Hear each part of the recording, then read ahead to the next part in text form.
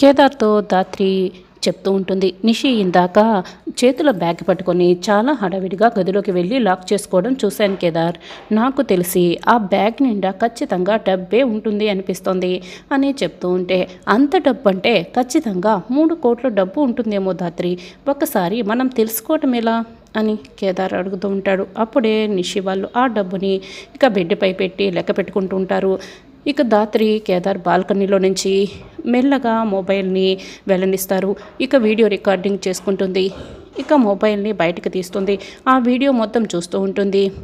ధాత్రి, ఎంత డబ్బు ధాత్రి, మొత్తం బంగారాన్ని తాకట్టు పెట్టి వాళ్ళు ఈ 3 కోట్ల డబ్బు తీసుకొచ్చుంటారు.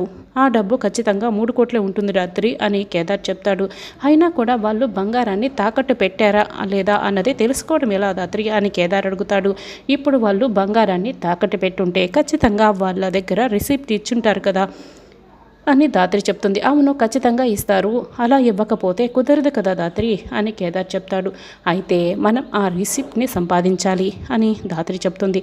ఇప్పటికిప్పుడు ఆ రిసిప్ట్ అంటే ఎక్కడి నుంచి దొరుకుతుంది ధాత్రి, వాళ్ళు ఎక్కడ తాకట్టు పెట్టారో మనకు తెలియదు కదా అని కేదార్ చెప్తాడు. నిషి బ్యాగ్లో ఖచ్చితంగా ఆ రిసిప్ట్ ఉంటుంది. మనం నిషి బ్యాగ్ని వాళ్ళు లేనప్పుడు చెక్ చేద్దాం, ఆ రిసిప్ట్ దొరికితే తర్వాత ఆలోచిద్దాం అని ధాత్రి చెప్తుంది. ఇక నిషి లేని సమయంలో ధాత్రి కేదార్లు గదిలోకి వెళ్తారు. నిషి హ్యాండ్ బ్యాగ్ తీసుకుంటారు. అందులో ఉన్న బంగారు తాకట్టు పెట్టిన రిసిప్ట్ని చేతిలోకి తీసుకుంటుంది. ఇక కేదార్, ఇదే బంగారం తాకట్టు పెట్టిన రిసిప్ట్, ఇదిగో పలానా అడ్రస్లో తాకట్టు పెట్టారు అని ధాత్రి కేదార్ ఇద్దరు కూడా ఇక జేడీకేడీగా ఆ రిసిప్ట్ తీసుకొని సేట్జీ దగ్గరికి వెళ్తారు.